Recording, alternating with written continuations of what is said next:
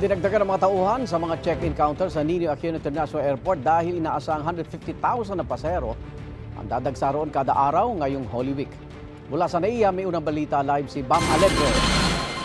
Bam! Igan, good morning. Lunes Santo, asahan na darami pa ang darating na mga pasahero. Kaya agahan ng punta kung may biyahe ngayong Holy Week. 150,000 na mga pasahero kada araw ang posibleng bumiyahe ngayong Holy Week 2025 ayon sa Department of Transportation. Bilang paghahanda, may karagdagang mga empleyado raw sa mga check-in counter.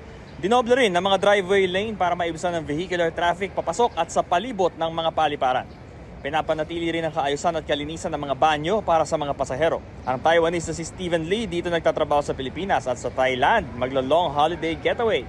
I will go to Thailand today and go back to Philippines Friday.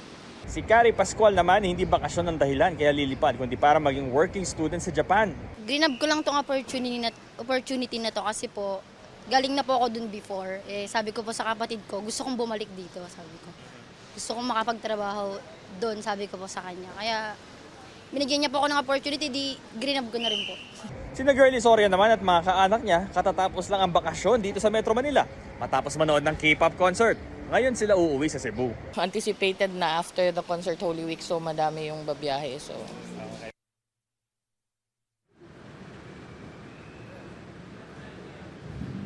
Dagdag ng DOTR, mananatili rin sa high alert ang mga seaport pati mga bus terminal. At ngayon, sitwasyon dito sa NAIA Terminal 3, na ibsan na yung morning rush kanina. Mas kaunti na yung naghihintay dito sa may entrance gate. Pero kung makikita ninyo naman yung vehicular traffic sa ating gilid, ito naman ay mas maraming sasakyan. No? So, looking for the next leg up ng mga flight. So, ito ang unang balita mula rito sa NAIA Terminal 3, Bam Alegre para sa GMA Integrated News. Igan, mauna ka sa mga balita, mag-subscribe na sa GMA Integrated News sa YouTube para sa iba't ibang ulat sa ating bansa.